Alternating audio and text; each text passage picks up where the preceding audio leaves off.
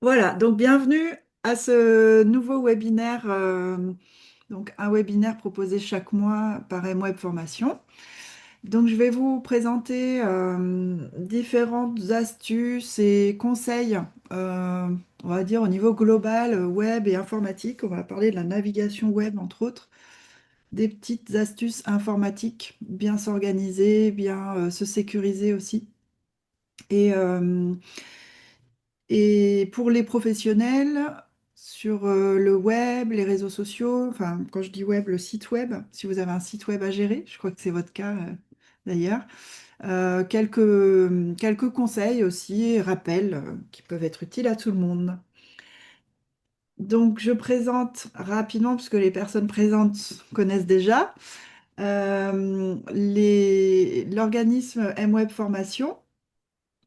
Donc, nous proposons des formations sur différents domaines, mais plutôt liés à la communication et aux réseaux sociaux et au web.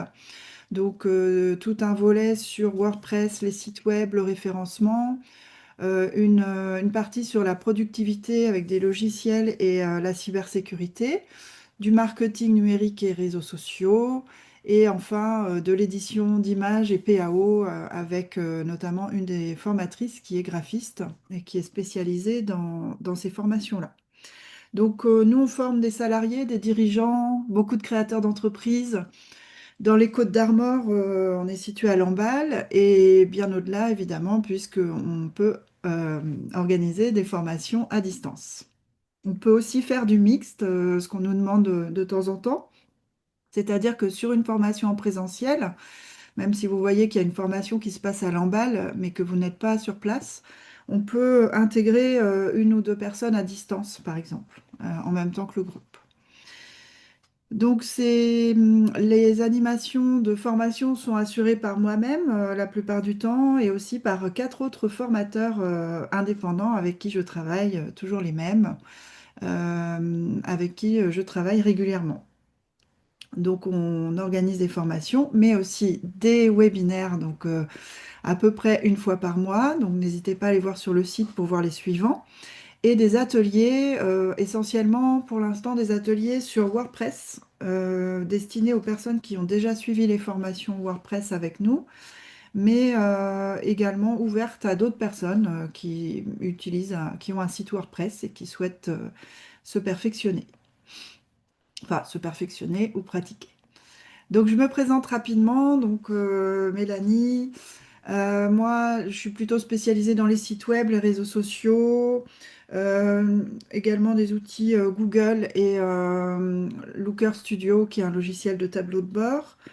Pas mal d'expérience désormais, mais ce qui va vous intéresser pour ce webinaire, c'est 15 ans d'expérience précédemment dans la médiation numérique, c'est-à-dire que je travaillais pour le service public, pour aider un peu tout le monde à s'approprier les outils numériques, que ce soit de l'informatique, de l'Internet, les nouveaux usages. C'était en 2002, donc il y avait vraiment des choses nouvelles à l'époque, mais aujourd'hui toujours en fait. Et malheureusement, ce service n'existe plus, mais les besoins sont toujours là quand même, puisque tout ça évolue, que on n'est pas forcément né avec, qu'on a peut-être des mauvaises habitudes aussi.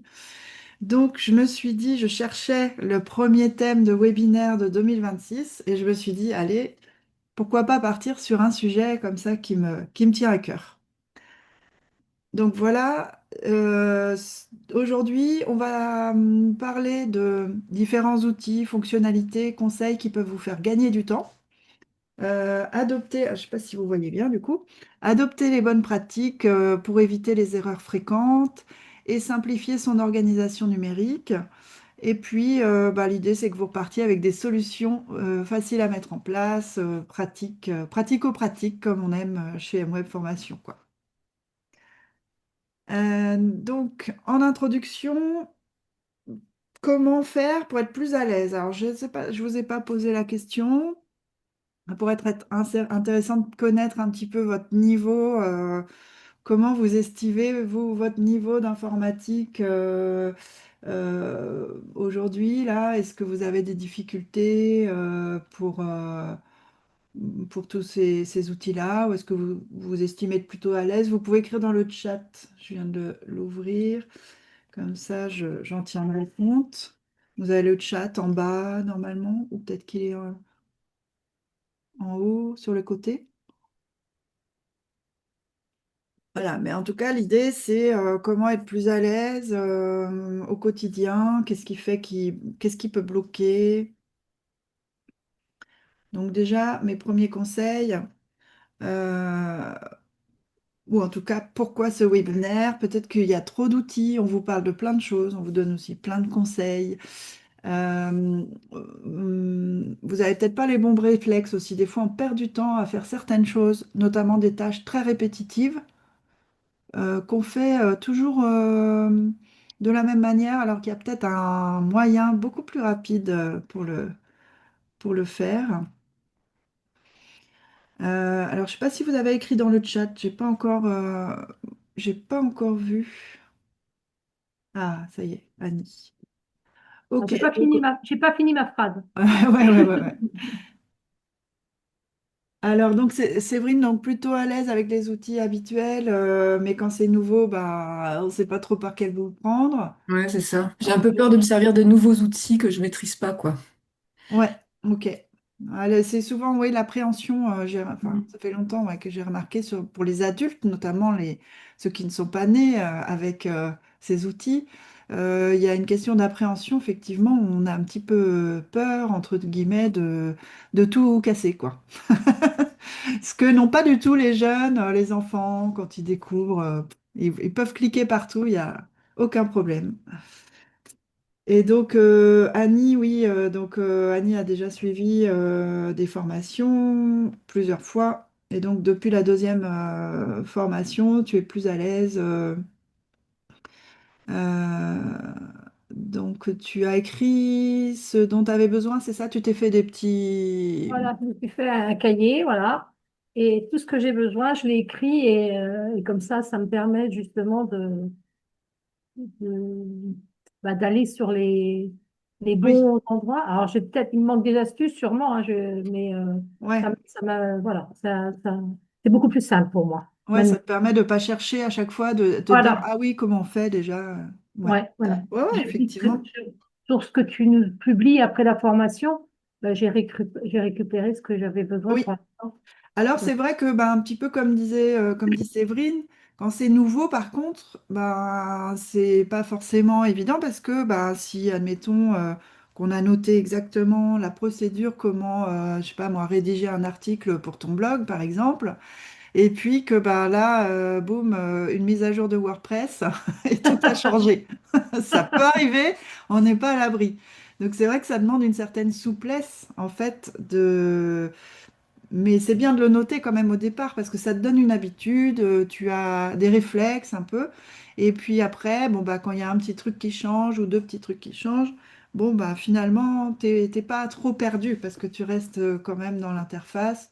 Et généralement, quand un logiciel évolue ou un réseau social, c'est progressivement et toute l'interface généralement ne change pas complètement d'un coup, quoi. Je pars de loin, donc forcément. Hein? Je pars de loin. Ou je partais de loin. Mm. Donc voilà, donc perte de temps quotidienne, vous avez envie de jeter votre ordinateur par la fenêtre, c'est souvent ce que je dis après la formation, quand vous vous sentez un peu énervé comme ça, si il y a un truc que vous n'arrivez pas, appelez-moi avant de jeter l'ordinateur par la fenêtre, quoi. Ce serait dommage, ça coûte cher. Donc souvent les solutions sont simples, des petites astuces peuvent vous faire gagner beaucoup de temps. Donc j'espère que là, il y en aura aujourd'hui quelques-unes qui vont peut-être vous changer la vie, on ne sait jamais. Il y en a peut-être que je vous ai déjà dit en formation. Donc au-delà du webinaire, voilà, qu'est-ce qu'on peut faire pour être plus à l'aise, prendre du recul, faut être curieux, faut aller chercher. Tiens, on voit Séverine sur la photo. Faut aller chercher les infos un peu. Bah, d'ailleurs, sur Google, on trouve pas mal d'aide ou ChatGPT aussi, où l'IA peut servir, vraiment bien servir pour du dépannage ou des explications aussi. En tout cas, voilà, il faut être patient, il faut pas s'énerver, ça sert à rien. Être prudent quand même. Bien, on parlera un peu de la cybersécurité. Bien s'entourer, c'est-à-dire que des fois, vous avez quelqu'un qui peut vous aider, vous répondre à une question plutôt que de chercher pendant 3 heures. Et puis, bah, se former, pourquoi pas. On va parler un peu des formations à la fin. Donc, après tout, ce n'est que de l'informatique, donc pas de raison de s'énerver ou de paniquer. Donc, première partie, navigation web. Donc, je vais quand même aller assez vite parce qu'on n'a qu'une heure et que j'ai préparé 48 diapos. Ça va faire beaucoup, mais bon, il y en a certaines vont aller vite. Donc, en tout cas, pas mal de contenu. Vous aurez aussi le replay, hein, bien sûr. Là, je suis en train d'enregistrer, normalement. Je suis en train d'enregistrer et donc j'enverrai le replay aux personnes qui s'étaient inscrites. Il sera également disponible sur le site. Donc la navigation web, bah, premièrement, ce qui pose généralement pas mal de soucis, c'est tous les onglets qu'on peut ouvrir à la fois. Alors c'est là, c'est tout ou rien, c'est-à-dire il y a des gens qui vont ouvrir plein d'onglets, comme moi, ici, des tas d'onglets, puis à la fin ils sont tellement petits que vous avez du mal à voir lequel est lequel. Ou alors il y a des gens au contraire qui à chaque fois vont avoir le réflexe de fermer tout de suite l'onglet, mais du coup après il faut qu'ils aillent rechercher l'onglet qu'ils viennent de fermer. Donc il y a peut-être un juste milieu éventuellement à voir. En tout cas, peut-être une astuce que vous ne connaissez pas encore parce que il me semble que c'est quand même relativement nouveau. Moi, je l'utilise pas tellement non plus. Ce sont les groupes d'onglets. Donc, ça existe dans Firefox et dans Chrome. Est-ce que c'est ça que vous utilisez, un des deux navigateurs là? Ouais. Ok. Donc pour Firefox, en fait, il suffit de faire glisser un onglet. Donc on clique sur l'onglet et on le fait glisser sur un autre. Et là, il propose de créer un groupe d'onglets. Alors il y a un petit truc il y a un petit coup à prendre avec la souris. Si vous n'y arrivez pas, de toute façon, que ce soit avec Firefox ou Chrome, vous pouvez faire un clic droit sur l'onglet. Et là, il y a marqué créer un groupe d'onglets. On donne un nom, par exemple ici j'ai fait un groupe d'onglets qui s'appelle Canva. Je vais donner une couleur, donc j'ai choisi la couleur bleue à peu près de Canva. Et donc je peux regrouper ici tous mes onglets Canva que je peux ouvrir comme ça, enfin ouvrir de façon un petit peu plus large. Je peux les voir ici quand je clique sur le nom du groupe d'onglets. Et ici, vous voyez qu'il y a un autre groupe MWeb qui contient tous les onglets que j'avais ouverts ici, mais qui du coup, lui, est pas ouvert. C'est-à-dire, je dois cliquer dessus pour voir mes 4 onglets. Donc, ça fait juste un clic pour déployer le groupe d'onglets et pouvoir aller sur l'un ou l'autre des onglets du groupe MWeb, quoi. Voilà, donc ça permet d'être un petit peu plus zen dans votre navigateur, d'avoir éventuellement plusieurs groupes d'onglets ouverts pour ne plus voir que 5 ou 6 choses ouvertes dans votre liste d'onglets en haut. Voilà, donc ça c'est première petite astuce. Pour la recherche, est-ce que vous saviez, ou est-ce que je vous ai peut-être déjà dit en formation, que vous aviez un clic sur la molette de votre souris, si vous avez une souris bien sûr. Si vous avez une souris filaire, enfin ou même sans fil, mais pas sur le touchpad du portable, mais bien une souris qu'on connecte à l'ordinateur. Alors là, je parle pour les gens qui ont Windows, hein. Si vous avez Mac, il me semble qu'il n'y a pas de molette. Tu n'as pas de molette? Ah, tu peux rallumer ton... Ouais, non, c'est une souris ergonomique. Je vois pas où elle peut être. Si, tu as une molette. Alors la molette, Ah c'est... oui, d'accord, c'est le truc qui roule. D'accord. Voilà. Alors, il roule, tout le monde sait qu'il roule, mais personne ne sait que vous pouvez cliquer sur ce bouton. Attends, j'essaye. Et pour Ah oui. l'utiliser, en fait, par exemple, vous ouvrez une fenêtre vous faites une recherche sur Google, par exemple ici, Et vous pouvez cliquer sur un des liens des résultats de recherche, mais pas avec le bouton gauche de la souris, mais avec la molette. Mhm. Donc le clic molette. Et ouais. Et donc je peux vous faire une démonstration. Je vais venir vous mettre. On va faire une recherche. Bah, choisir sa formation. Voilà. Et ici, si je choisis ici ce résultat, je fais clic molette et regardez ici, il vient de s'ouvrir dans un nouvel onglet derrière. Ce qui me permet de continuer ici à faire des clics molettes sur les différents résultats. Et là, au fur et à mesure, ils se sont tous ouverts dans différents onglets. Ce qui me permet, si je me dis, ah ben non, là, ce site-là ne m'intéresse pas, hop, je ferme.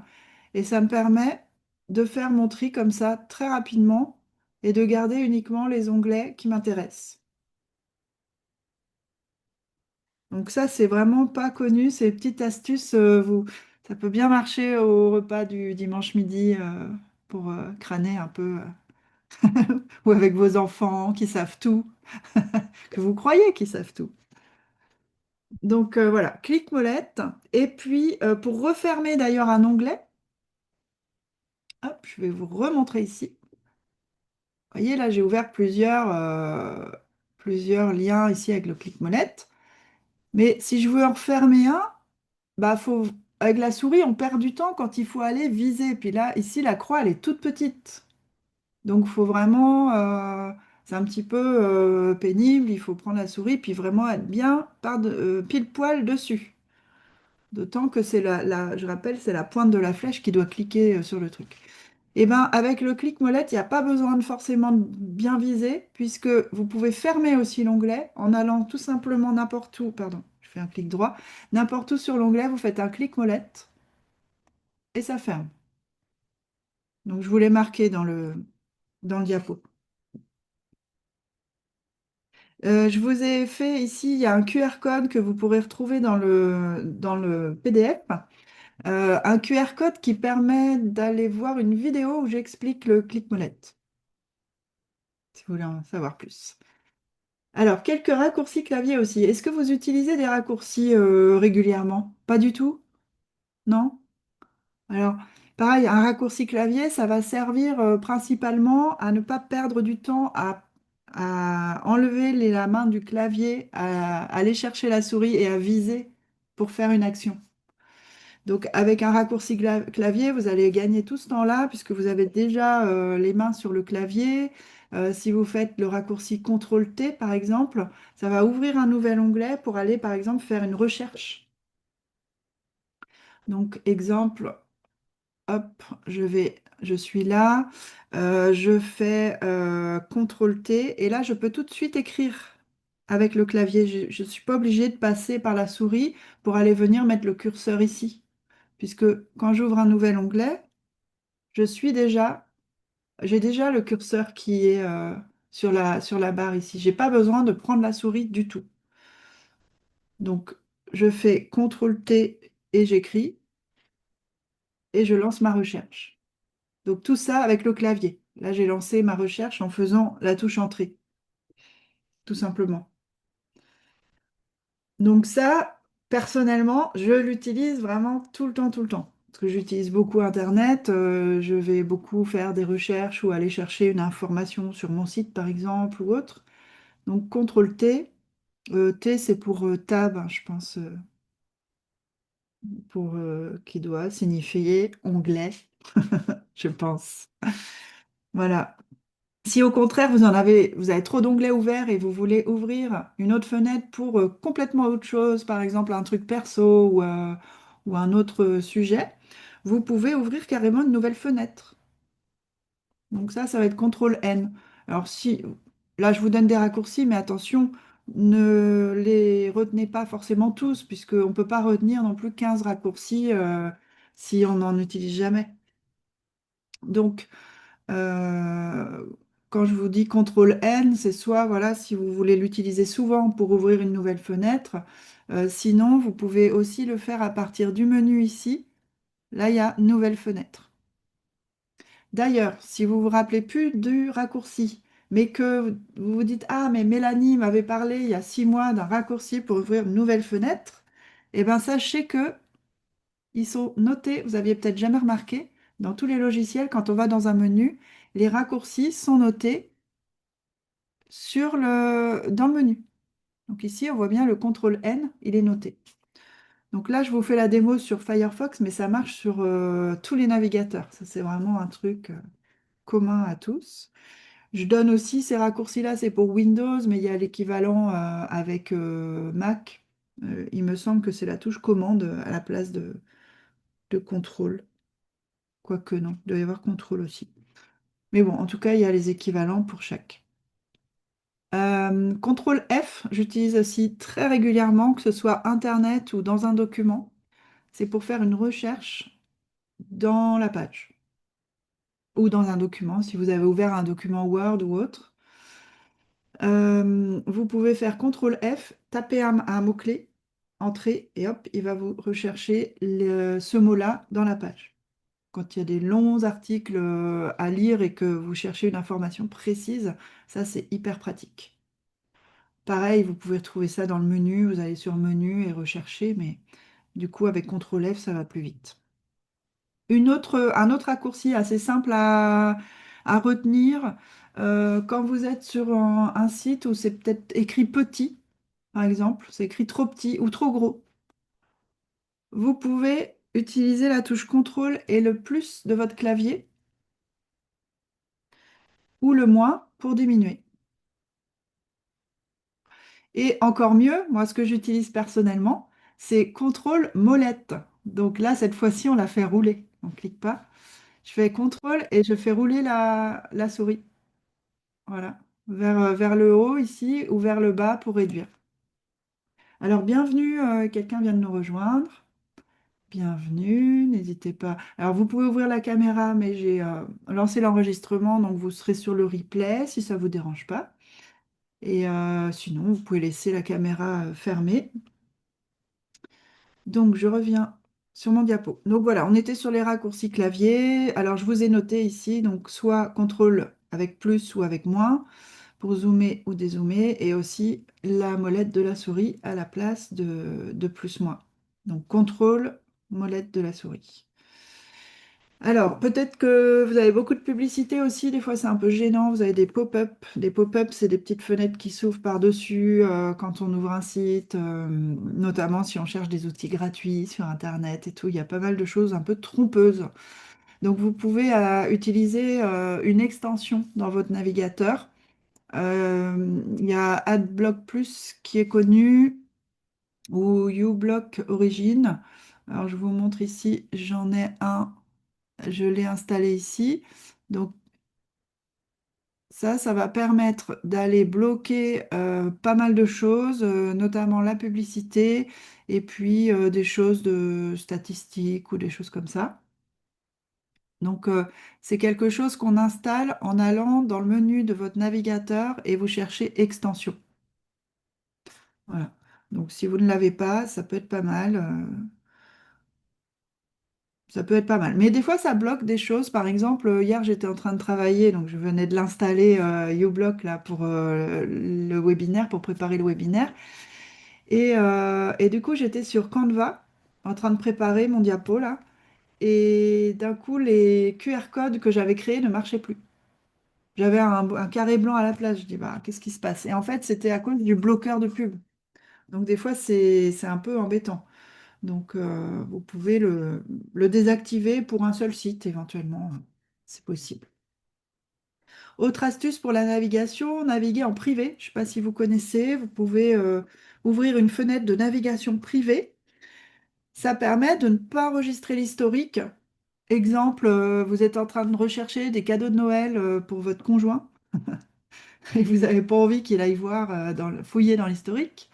Ou autre exemple, vous faites des recherches sur la santé, sur une maladie ou autre, et vous n'avez pas envie que Google ou d'autres sites puissent accéder à l'historique et conserver des cookies pour savoir ce que vous avez cherché et sur quel site vous êtes allé. Donc ça ne conserve pas l'historique, ça ne conserve pas les cookies. Donc, vous pouvez très bien aller sur des sites. Par exemple, moi, je fais ça souvent. Ça m'énerve quand même d'être obligé d'accepter les cookies parfois. Par exemple, si je cherche une recette de cuisine, des fois, on est obligé d'accepter les cookies, sinon, il faut payer et tout. Mais ponctuellement, si vraiment vous voulez aller sur un site, vous ouvrez une fenêtre de navigation privée et vous pouvez accepter les cookies, puisque quand vous allez fermer la fenêtre, tout ça sera supprimé. Ça fait gagner un peu de temps.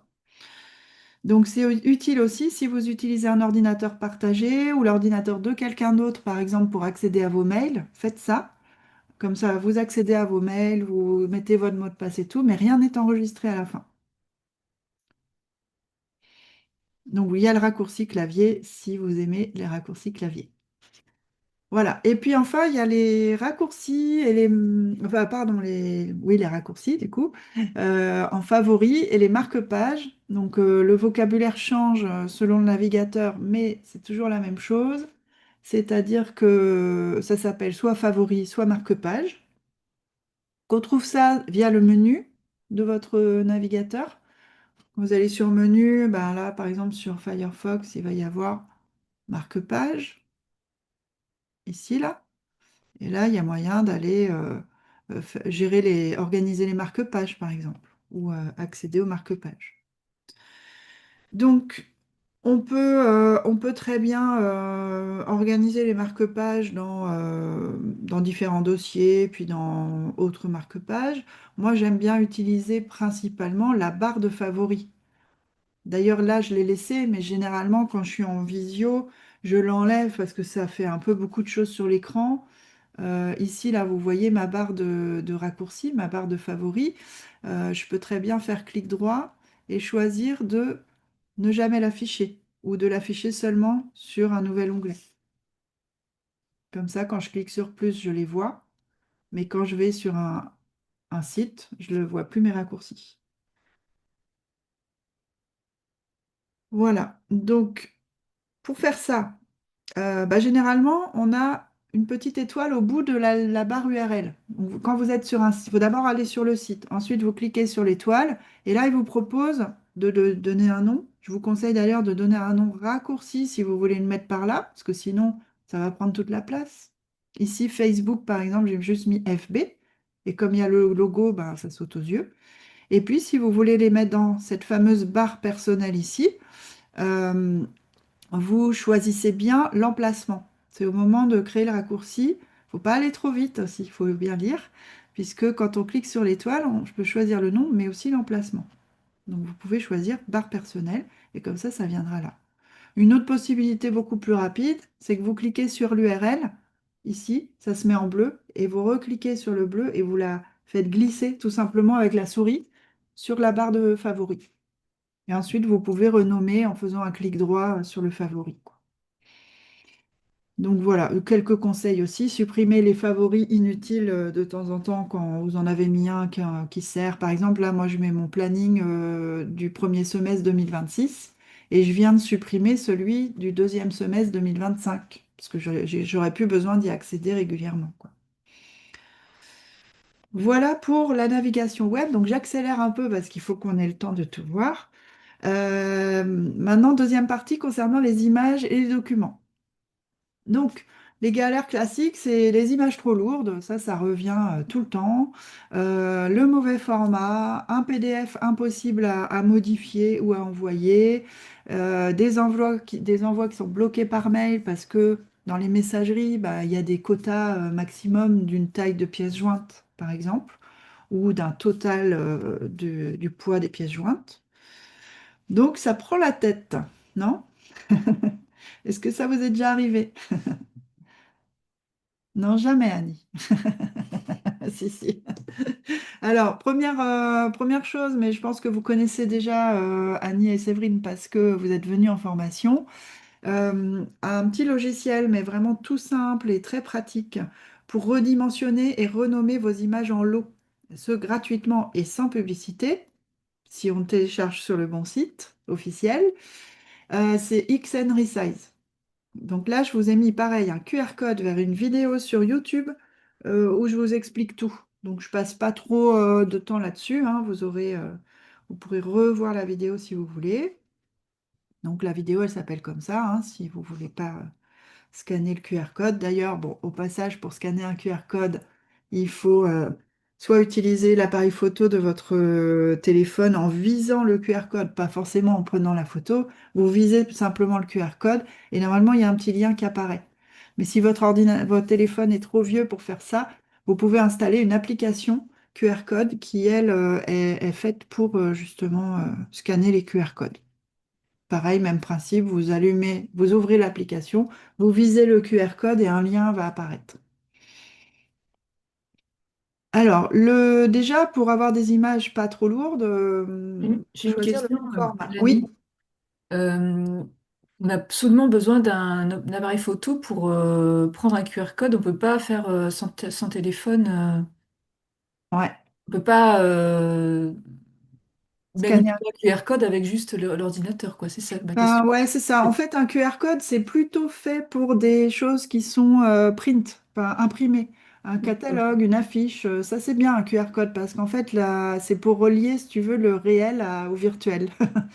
Et D'accord. donc là, moi, j'en ai mis dans mon diapo parce que je sais que la plupart vont le regarder avec un ordinateur. Mais du coup, avec leur téléphone, ils pourront scanner le D'accord. QR code.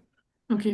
Après, je pense que c'est possible hein, si tu as vraiment un QR code qui est sur ton ordi et tu n'as pas le téléphone sous la main. euh, hop, si tu vas sur google.com ici, je ne sais pas si vous avez remarqué, vous pouvez rechercher par image. Ah, Alors, je sais que ça marche sur le téléphone. Je pense que si tu mets un QR code ici, il va pouvoir détecter. ok. Allez, on va faire la démo pour être sûr. Je vais reprendre le QR code. Je fais juste une copie d'écran. Oula, c'était fort. Ok, alors, ah oui, on va aller la chercher. Tu peux faire CTRL-V Je sais pas, tu crois qu'on peut faire CTRL-V peut-être? sur le truc en bas, là, ouais, sur le. Tu vois, il disait. Ok. Ah, super. Tu vois, il l'a détecté. Ok. Ouais. Ok. Hop, je suis gênée par les caméras. Euh, Ouais, coller le lien, tu vois. On peut coller Ah, un lien. Ah, j'ai réussi quand même à coller l'image. Si, si. Parfait, ça marche. ok. Ça Merci. marche. Donc ça, c'est sur Google Images hein, que vous avez ça. Hmm. Ça peut servir aussi, Google Images, là, ce que je viens de vous montrer, à aller voir si quelqu'un vous a volé une image. Vous pouvez mettre une photo que vous avez prise et Mhm. il va vous montrer où est-ce qu'il a trouvé cette même photo ailleurs sur le web. Donc, pourquoi le format d'une image est important? Donc, ça va influer sur la qualité et sur le poids, surtout. Donc, si vous avez un mauvais format d'image, votre site sera plus lent, vous aurez du mal à l'envoyer par mail, ça sera plus long. Donc, déjà, deux choses à savoir, deux formats à connaître, JPEG et PNG. On ne l'utilise pas pour les mêmes choses. Le JPEG, c'est plutôt pour des photos. Donc, parce que voilà, par exemple, ici, comme j'ai une diapo, mais avec une image complexe, ici, avec vraiment une photo prise avec un appareil photo, là, j'enregistrerai plutôt cette page-là en JPEG. Et le PNG, c'est plutôt pour tout ce qui est logo, picto, avec des couleurs à plat, des choses comme ça. Ça, ce sera PNG. L'image sera beaucoup moins lourde en PNG qu'en JPEG. Si vous avez que du texte, par exemple, ou un petit picto, ce sera en PNG. Donc ces deux formats-là marchent sur les sites web, sur les réseaux, il n'y a pas de souci. Donc quelques logiciels gratuits, on va pas s'étaler, mais voilà, en gratuit, vous avez GIMP qui permet de faire de la retouche photo ou redimensionner une seule photo éventuellement, ou faire, voilà, appliquer des filtres, recadrer, etc. Donc ça permet de faire ça, un peu l'équivalent de Photoshop si vous connaissez. Inkscape permet de faire du dessin vectoriel, donc là plutôt pour faire des pictos, des logos ou modifier des images vectorielles trouvées sur Internet. Et sinon, Canva, si vous ne connaissez pas Canva, je vous invite à le connaître, qui permet de créer des visuels et des documents. Donc notamment si vous avez une image très lourde, que vous voulez en faire une publication sur Instagram, par exemple, vous pouvez soit, si elle est trop lourde, soit vous passez toutes vos images avec GIMP ou avec XN Resize, comme on a vu tout à l'heure, ou soit vous créez simplement sur Canva un format Instagram et vous emmenez votre photo dedans, en sachant que quand vous allez exporter votre Canva, ben, il va l'enregistrer dans la bonne taille. Donc il l'aura, de fait, il l'aura redimensionné. Même si Canva n'est pas là pour redimensionner, mais enfin, on peut l'utiliser pour, à partir d'un format, d'une taille, ben, mettre une photo plus lourde, mais la ressortir moins lourde. Voilà. D'ailleurs, je reviens sur les formats conseillés, attention, sur Canva, il vous conseillera quasiment tout le temps, si vous avez choisi, je sais pas, une publication Instagram, il vous conseillera quasiment tout le temps de l'exporter en PNG. Il vous met que c'est recommandé. Ce n'est pas forcément vrai, puisque si vous avez mis une photo pour votre publication Instagram, il ne faut pas l'exporter en PNG, c'est en JPEG. Donc faites bien attention à ça sur Canva au moment de l'export. Donc, et puis, on a une idée reçue qui dit qu'il faut compresser une image pour qu'elle prenne moins de place. En vrai, c'est vraiment la dimension en pixels, donc c'est vraiment le fait de la redimensionner qui va vous permettre de la rendre moins lourde. Pour ma part, j'ai tendance, quand j'enregistre en JPEG, sur Canva, vous avez le choix au moment d'enregistrer en JPEG de la qualité sur GIMP aussi, enfin sur tous les logiciels où on enregistre un JPEG. Il vous demande quelle qualité, puisque JPEG est un format de compression, donc il va réduire un peu le nombre d'informations pour que ça prenne moins de place. Mais on peut garder de la qualité quand même, donc ça veut dire qu'il va compresser, mais tout en optimisant la qualité. Moi, j'ai tendance à mettre 90 ou 95%. Si vous avez un compte Canva gratuit, vous n'avez pas le choix, vous êtes en 80%. C'est à peu près potable, mais des fois pour des photos, ça peut commencer à se voir un petit peu à l'œil nu.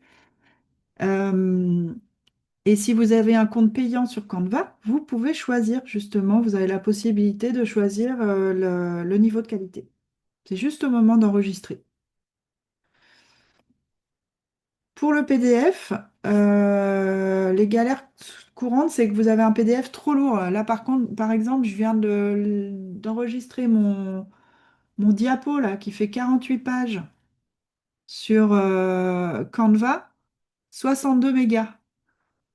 Je ne sais pas si vous voyez, j'ai fait ça vite fait, j'ai pas trop changé les réglages, mais c'est beaucoup en fait. Et d'ailleurs, Canva, je sais que c'est compliqué d'exporter un PDF assez léger finalement, parce dedans, il y a beaucoup de photos, il les a gardées en qualité complète, même si je les ai mises en petit. Donc, bah, voilà, ça peut être une galère. Si je veux vous l'envoyer par mail, bah, je vais être obligée de faire quelque chose. Sinon, je pourrais pas. Donc, euh, pour différents problèmes que vous pouvez avoir, notamment, vous avez plusieurs PDF à envoyer, mais on vous demande sur un portail administratif, par exemple, de mettre un seul fichier, tous vos documents en un seul fichier. Bon, bah, soit ils acceptent les zips et auquel cas vous pouvez zipper en sélectionnant vos fichiers et clic droit compresser, par exemple, mais ils acceptent pas forcément les zips sur la plateforme. Ils veulent juste un PDF, un seul PDF avec toutes vos pages. Donc ça, c'est possible de le faire avec certains outils et puis de modifier un PDF, de signer un PDF, etc. Il y a un outil là, alors moi que je connais pas personnellement, que j'utilise pas parce que je suis pas sur Windows, moi je suis sur Linux et j'ai installé mes petits outils à moi pour regrouper des PDF, pour modifier un PDF. Donc j'ai pas forcément besoin, mais ça c'est un site sur lequel vous pouvez aller charger un PDF et bah, par exemple réduire sa taille, supprimer des pages, ajouter des pages, combiner des PDF. Il a l'air de faire plein de choses. Je ne sais pas si vous connaissiez.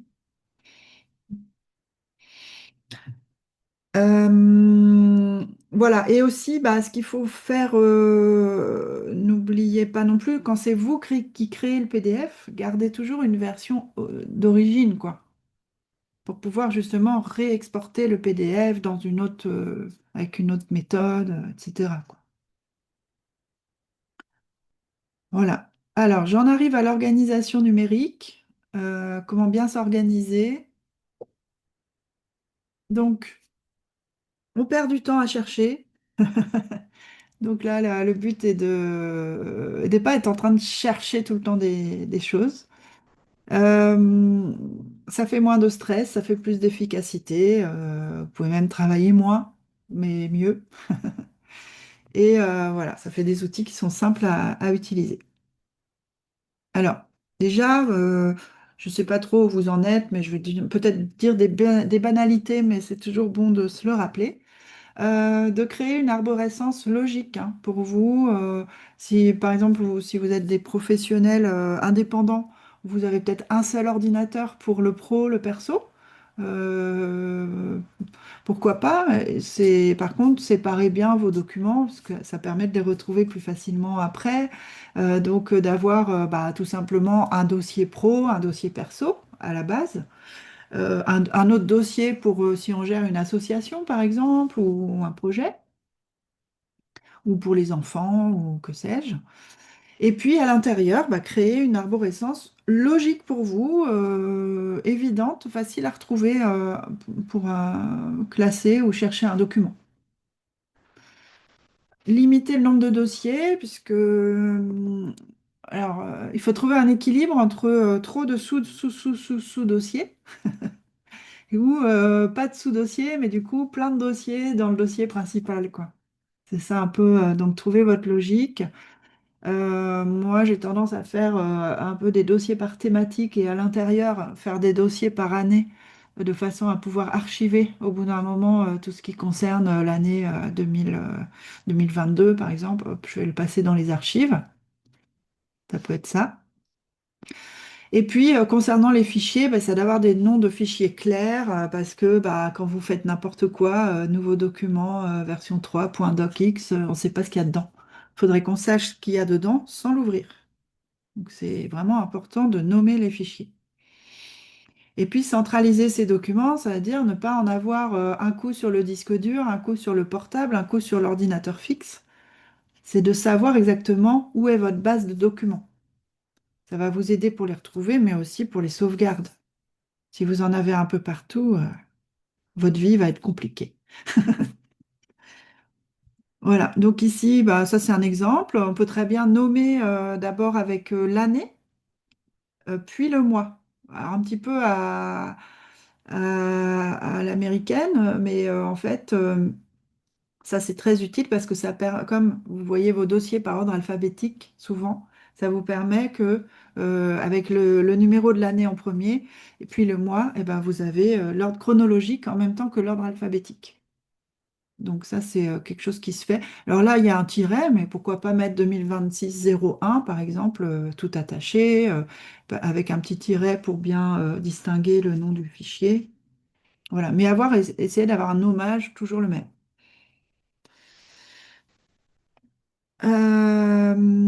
Alors là, je passe à toute autre chose pour gagner du temps. S'il y a des choses peut-être que vous faites répétitives, par exemple, envoyer un mail, je pense à bah, Séverine ou Annie, vous organisez un atelier et vous voulez envoyer un rappel 3 jours avant. Eh ben, en fait, si vous utilisez Gmail, il y a une fonctionnalité qui est un petit peu cachée. Quand vous faites un nouveau message, ici, dans le petit menu en bas, vous avez modèle. Ok, Sophie a des problèmes, elle doit nous quitter. Dommage. Consultera en replay. Ok, donc ici, il y a un petit menu, on voit modèle. Et là, moi, c'est tous les modèles que j'ai enregistrés. Je fais beaucoup de choses répétitives pour les formations. Beaucoup d'explications que j'envoie, toujours la même chose. Donc, ça permet d'utiliser un modèle. Donc, le modèle va reprendre l'objet et le contenu du mail. Donc ça, c'est top. Je trouve ça vraiment super sur Gmail, j'utilise beaucoup. On peut faire la même chose pour vos documents. Là, moi, j'ai LibreOffice, mais c'est la même chose dans Word ou d'autres, ou Excel, ou ce que vous voulez. Vous faites votre document et vous faites fichier enregistré sous, Et au lieu de choisir le format par défaut, ici, nous, c'est texte ODT, .odt pour LibreOffice, en fait, ici, on peut choisir modèle.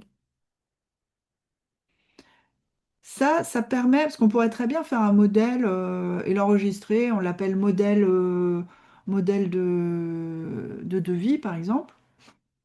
Pas de facture, c'est plus trop autorisé parce que facture, faut un logiciel agréé, tout ça. Enfin, puis en plus, c'est facture électronique maintenant, ça va venir.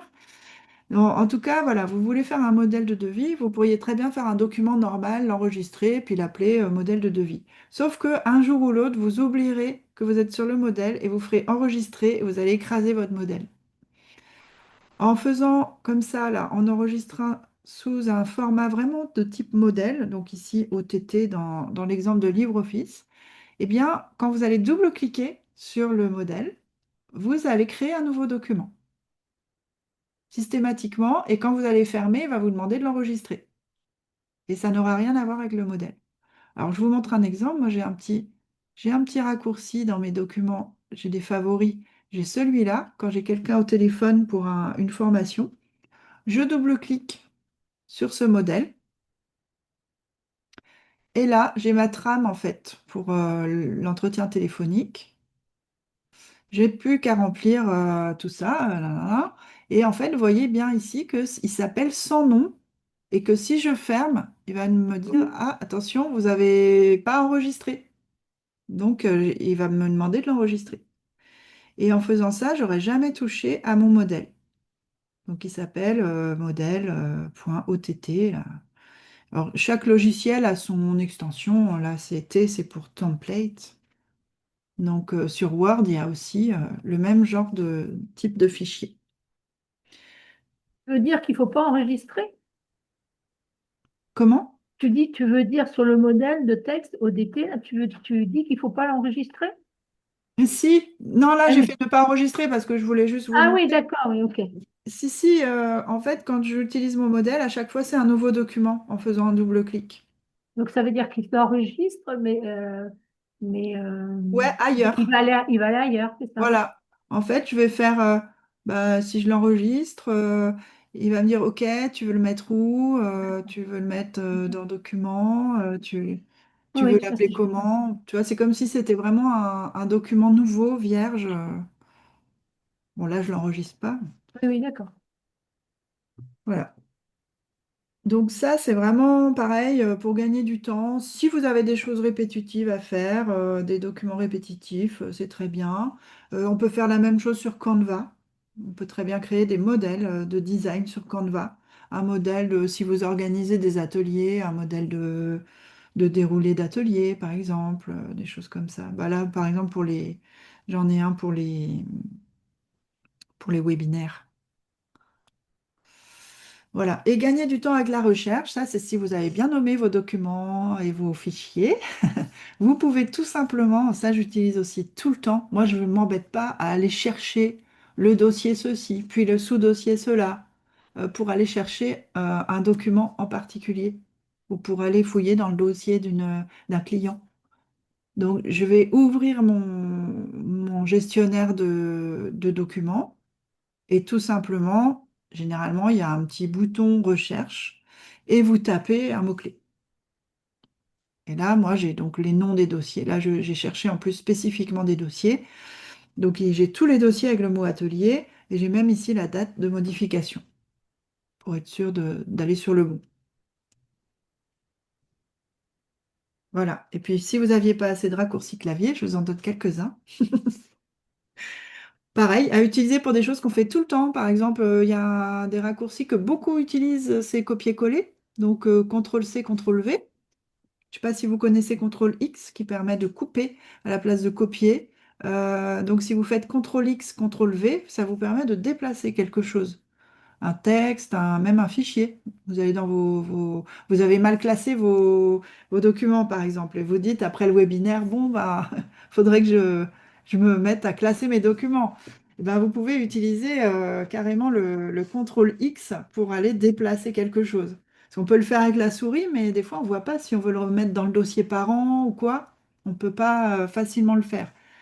Donc, soit vous ouvrez deux fenêtres et vous faites glisser le dossier au bon endroit, ou soit vous pouvez très bien faire avec du CTRL X.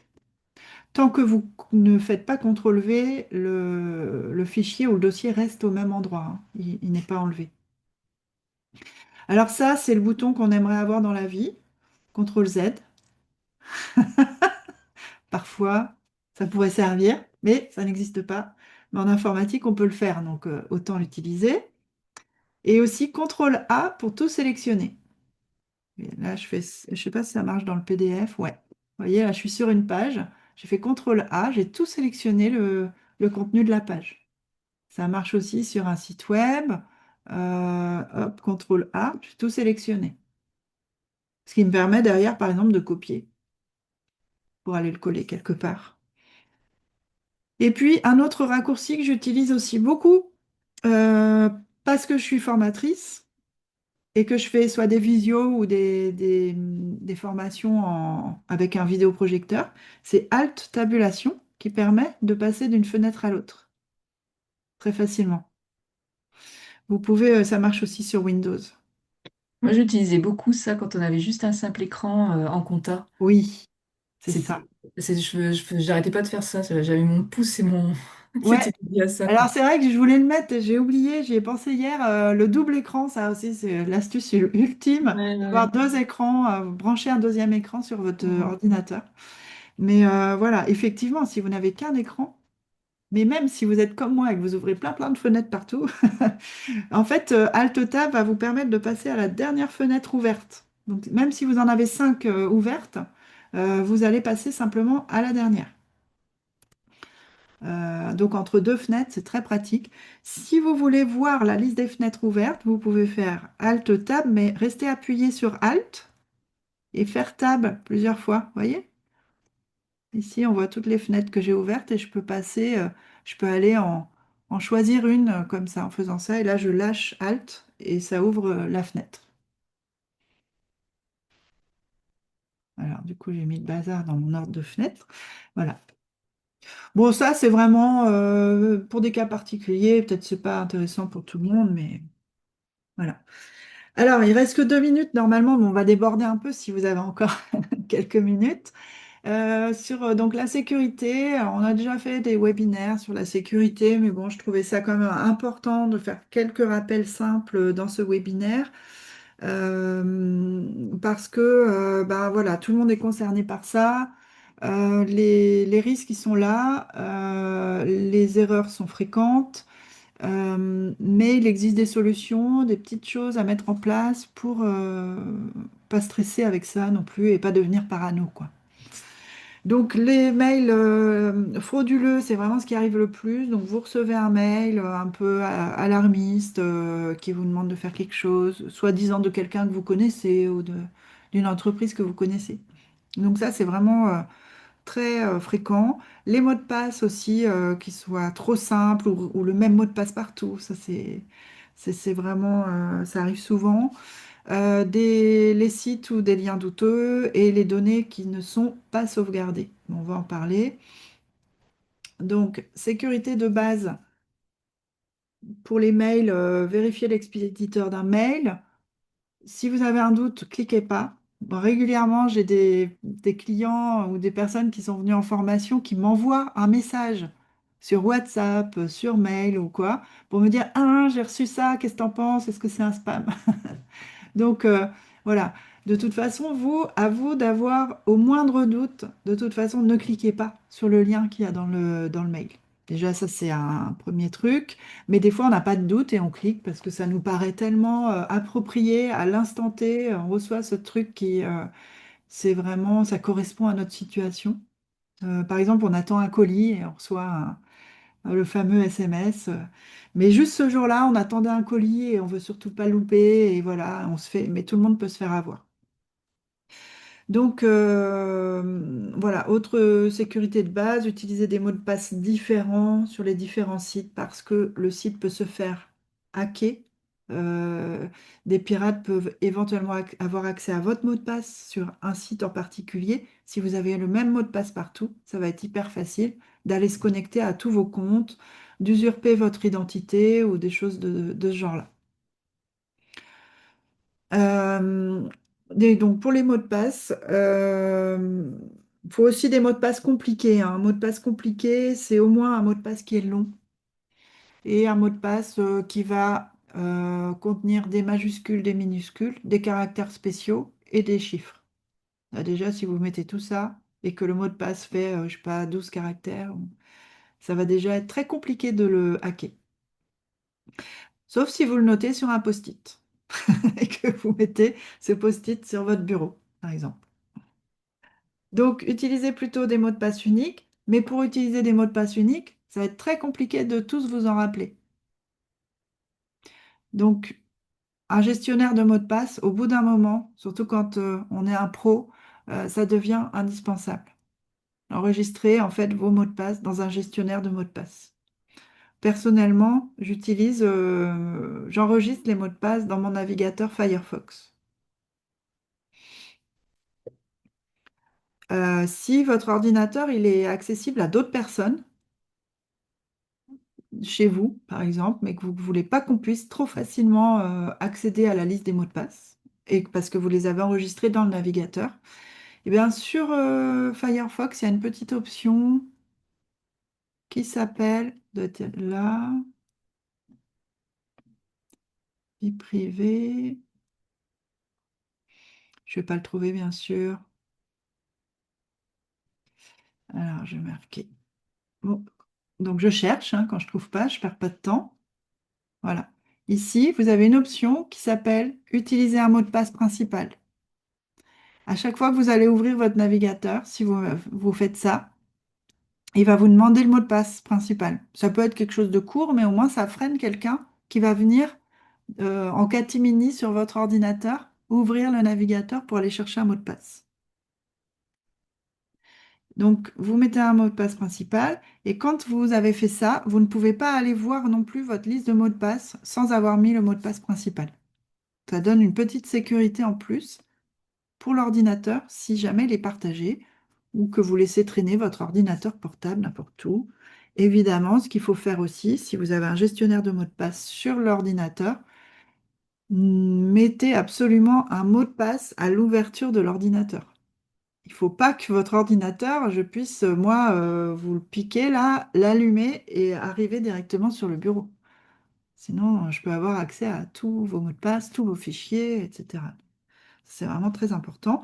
Et puis la double authentification, c'est de plus en plus courant, surtout pour les sites un peu à risque.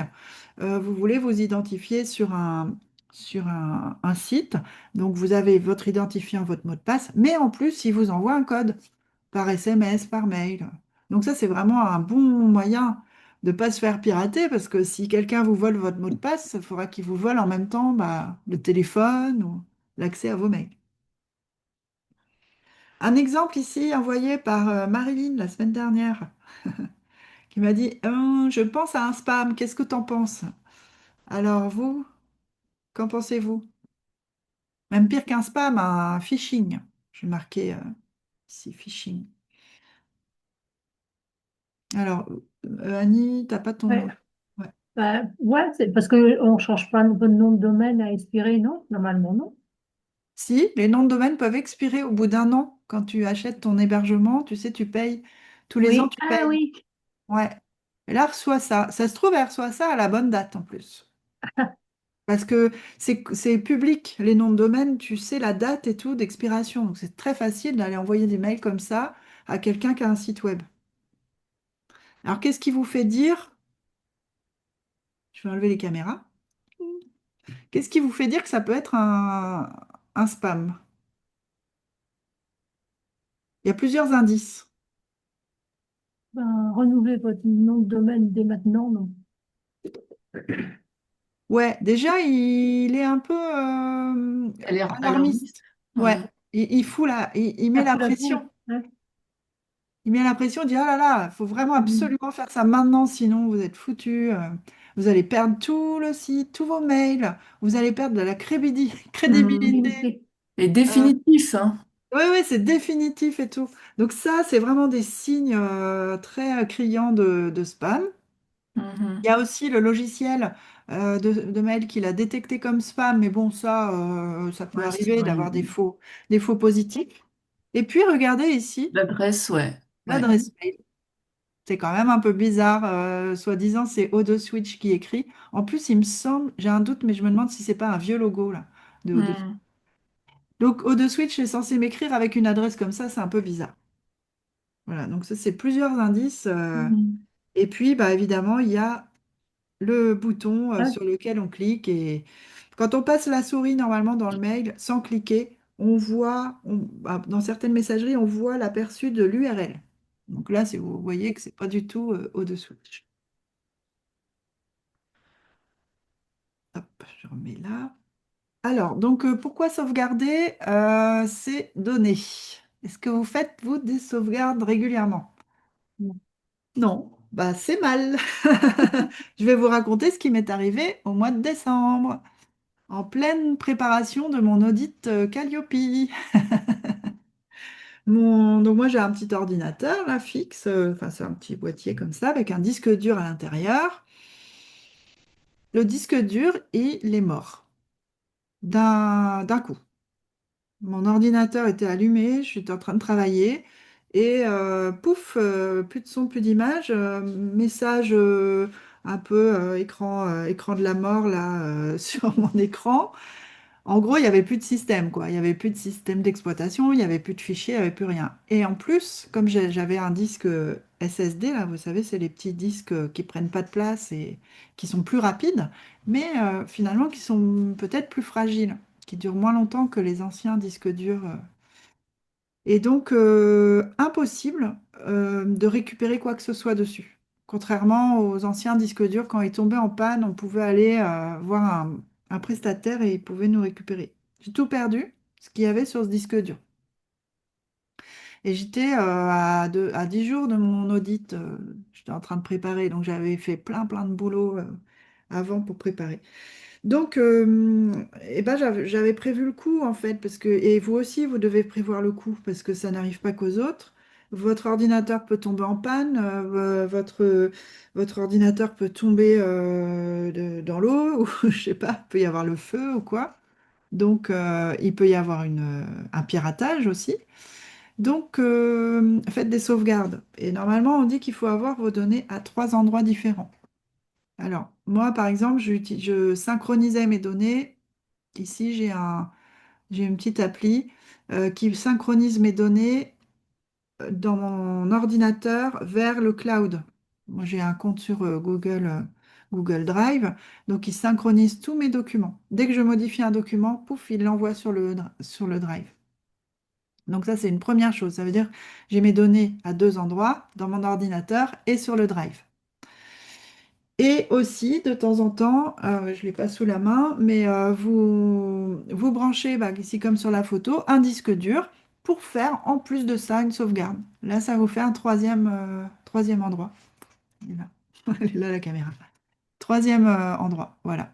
Et de temps en temps, ça ne veut pas dire forcément tous les jours, mais allez, admettons une fois par mois, ou moi je fais ça, moi, quand je pars en vacances. C'est mon petit réflexe, je dis tiens, je pars en vacances, bah, je fais mes sauvegardes, on ne sait jamais, je refais une sauvegarde supplémentaire sur mon disque dur manuellement, quoi. Donc bien faire des sauvegardes régulièrement et automatique, ça me paraît vraiment indispensable parce que si on fait une sauvegarde manuellement, c'est bien, mais en vrai, donc moi quand mon disque dur est tombé en panne, j'ai récupéré tous mes fichiers pro parce que je synchronisais avec le Drive. Par contre, au niveau perso, bah, je comptais sur mes sauvegardes un peu régulières, manuelles, et en fait, il y a certaines choses que je n'avais pas de sauvegardées finalement depuis un an. Donc j'ai perdu un an de fichiers, mais je, je savais que c'était pas hyper important et c'était pas très grave. Mais quand même, si vous avez des fichiers importants, bah, pensez à une sauvegarde systématique, régulière et, qui fonctionne, quoi. Bien sûr, de temps en temps, il faut aller vérifier, quoi. Voilà, donc la sécurité, ça ne veut pas dire être parano, mais ça veut dire prévoir ce qui va se passer si je perds tout, par exemple.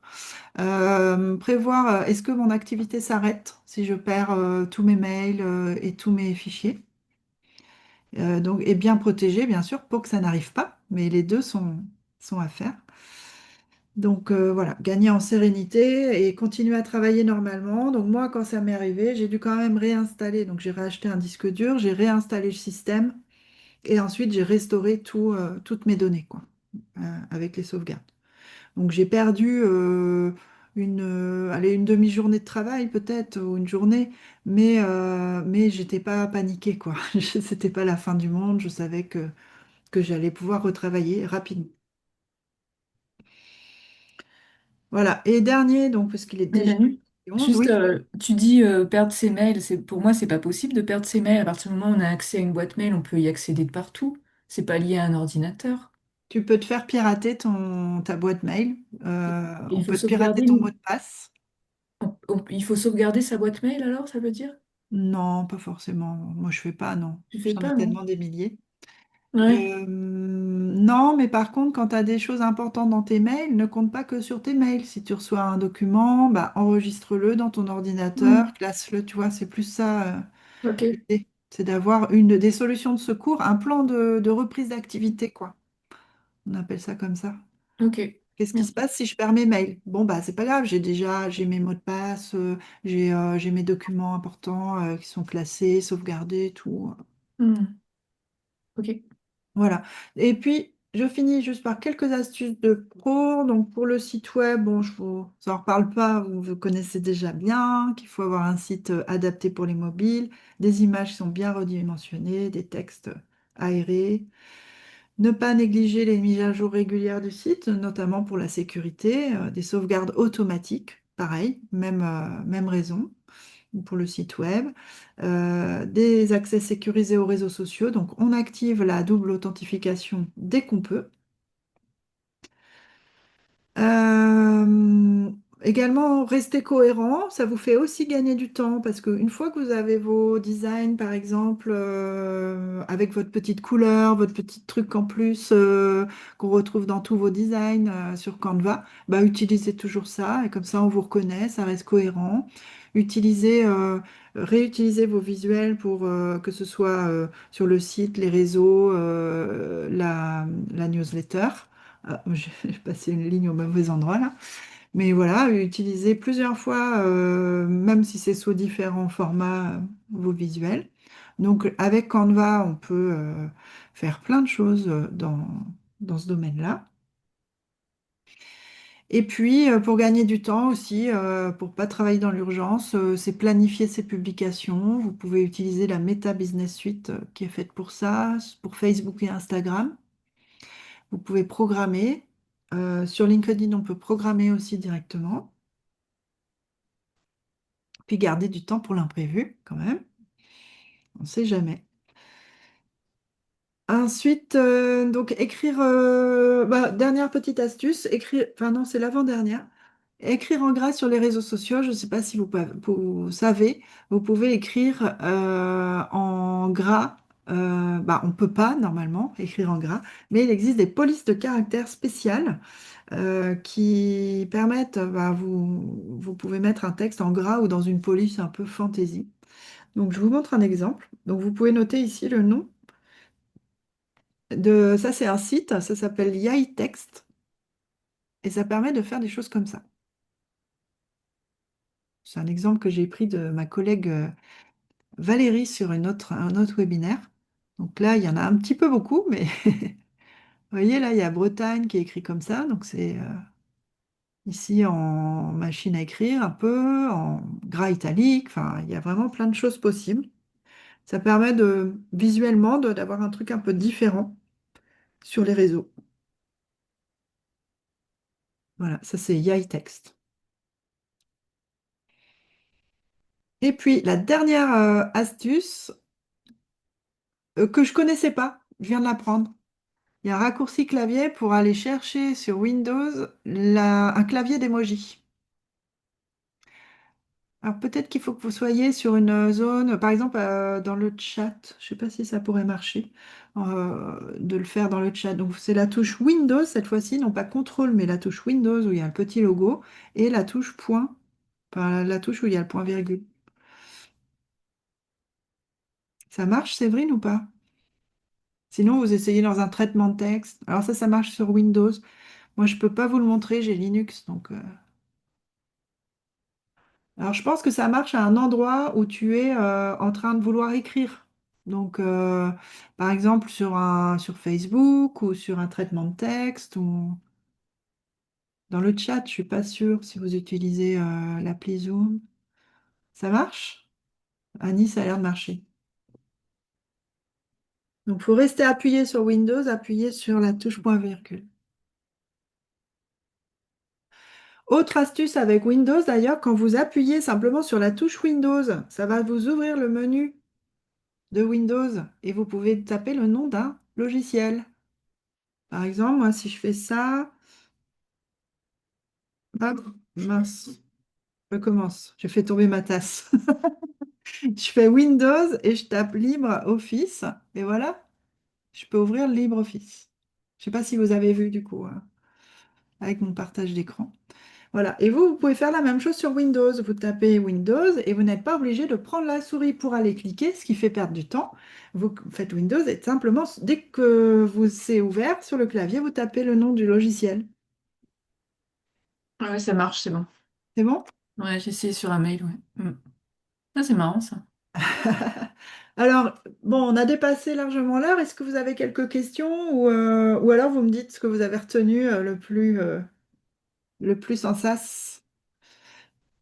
Alors moi j'ai une question par rapport à l'utilisation de l'ordinateur, parce que moi j'ai pour habitude de faire, enfin je ferme mon ordi comme ça, Ouais. et ma fille m'a dit ah mais qu'est-ce que tu fais? Il faut fermer tous tes onglets et tout. Et je sais, est-ce que c'est utile de faire ça ou est-ce que parce que quand je le rouvre, je trouve pas ça plus pratique d'avoir tous mes onglets ouverts?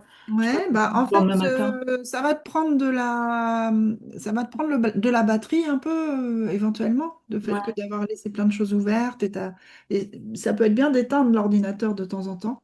Moi ouais. personnellement, je fais beaucoup ça aussi, hein. Mais il faut juste aller vérifier que dans les paramètres de Windows, quand tu fermes comme ça l'écran, ça met bien en veille parce que des fois Hmm. certains ils restent allumés et du coup bah ça continue à tourner à fond. D'accord. Ça utilise de la mémoire vive, de la batterie. Et Oui. puis c'est pareil, et puis Windows, ça va venir remplir comme ça la mémoire vive sans arrêt. Ça peut être bien de vider tout ça de temps en temps en éteignant vraiment l'ordinateur. Mais si tu es Hmm. pressé, il n'y a pas de souci. Ouais, Moi, ouais, je fais ça quand je finis une formation, pouf, je ferme, je range tout. ouais. Mais de temps en temps, voilà, vraiment, quand tu sais que tu vas pas t'en servir pendant quelques jours, ben, éteins-le. Ouais, ouais, ouais. Ok. Ou même jusqu'au lendemain. Mm. Ok. Ali, petite question? Il n'y a pas ton micro. Toujours pas. Ah si, c'est bon. Comment, oui, c'est toujours des petites astuces qui sont toujours très intéressantes que tu nous communiques. J'avais une question, mais qui n'a rien à voir avec ça. Et il n'y avait pas eu un moment où tous les vieux ordinateurs ne pouvaient plus fonctionner à cause Oui. de... Mais En fait, c'est Windows 10 ah oui, dont la maintenance va s'arrêter. Ça veut dire qu'il n'y aura plus de mise à jour. C'était prévu en octobre de mémoire et c'est repoussé à un an. Donc, on peut continuer à utiliser Windows 10 sans risque jusqu'à octobre l'année prochaine, je crois. Ouais, je crois que c'est ça. Parce que quand il n'y aura plus de mise à jour, c'est des problèmes de sécurité, ça. Il ne faut pas utiliser un ordinateur qui ne se met plus à jour, quoi. Alors sur Internet, il y a pas mal de vidéos qui t'expliquent un moyen de contourner pour installer quand même Windows 11, même si le système te dit que c'est pas possible sur ton ordinateur parce qu'il est trop vieux ou parce que ceci, cela, qu'il a pas la... En fait, il regarde un peu, fait un check de tout le matériel. Visiblement, ce serait possible d'essayer quand même de faire la mise à jour. Sinon, ben, achète un nouvel ordinateur. Ou sinon, tu installes un Linux à la place, comme j'ai moi sur le mien. C'est pas Windows par contre, donc ça veut dire que c'est un autre système. oui, Faut que tout ton matériel soit compatible avec ça. Tes logiciels, bah, ça sera pas forcément les mêmes. Donc, euh, donc voilà, ouais, c'est un peu l'obsolescence là. Mais comme le logiciel Windows évolue et il n'est plus forcément adapté pour du matériel un peu anciens. Parfois, je pense il suffit peut-être d'ajouter de la mémoire vive, tu vois, ou de rajouter de la mémoire. Ça peut peut-être suffire de booster un peu ton ordi pour qu'il puisse faire la mise à jour. Ça se tente. D'accord. Après, moi, je suis pas spécialisée là-dedans. Je conseille d'aller voir des informaticiens pour leur poser la question, quoi. Bah, merci. Et, bon, bah, j'espère que vous avez bien appris plein de choses. Oui, merci beaucoup. Et en conclusion, donc, on a abordé donc, la navigation web, les images, les documents, l'organisation, la sécurité. Je vous enverrai bien sûr le PDF et le lien pour le replay. Donc, si vous voulez passer à l'action, je vous propose d'essayer quelques astuces ou des raccourcis clavier, mais pas tous, évidemment. Vous en notez deux ou trois au début que vous ne connaissez pas, puis vous essayez de les utiliser. Là, vous avez le droit de faire un post-it sur le bureau, hein. C'est pas un mot de passe. Vous pouvez faire un post-it. Et puis, bah voilà, dans les prochains jours, histoire de ne pas oublier. Donc, je vous fais pas trop la pub de MWeb Formation pour vous deux, mais pour les personnes qui regardent en replay, les prochaines formations, donc il y a une formation qui va avoir lieu très bientôt sur utiliser justement la Meta Business Suite qui permet de piloter ses réseaux sociaux. On en a parlé un petit peu tout à l'heure.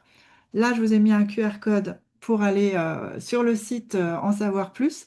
Et maintenant, vous savez scanner les QR codes même avec un ordinateur. Une autre formation qui peut être utile, c'est préparer son projet web, une formation un peu en amont de la formation créer un site web, que vous deux, vous avez fait comme ça sans forcément une formation pour préparer, mais c'est nouveau, on propose une journée de formation avant la formation site web. Et puis enfin, notre star depuis un an, c'est la formation réseaux sociaux, communiquer sur les réseaux sociaux pour promouvoir sa TPE. Donc ça, éligible au CPF. Donc ça, on a une prochaine session qui va avoir lieu en mars et on est en train de modifier un peu la date, donc j'ai pas mis les dates. Ah, et je me suis trompée, c'est pas 2 jours, c'est 4 jours. 4 journées, cette formation. Voilà, donc n'hésitez pas, si vous ne nous connaissez pas, à aller vous renseigner sur le site de MWeb Formation, à découvrir toutes nos formations sur ces différentes thématiques. Donc je vous remercie beaucoup. Je remercie tout particulièrement Annie et Séverine qui de maintenir ce webinaire avec peu de personnes parce que peu de communication, hein, on a ce qu'on mérite. Mais en tout cas, merci à vous et puis à toutes les personnes qui regarderont ce replay et qui en parleront autour d'elles. Bah, merci à toi Bien. aussi. Voilà. Merci beaucoup. Et ben, je vous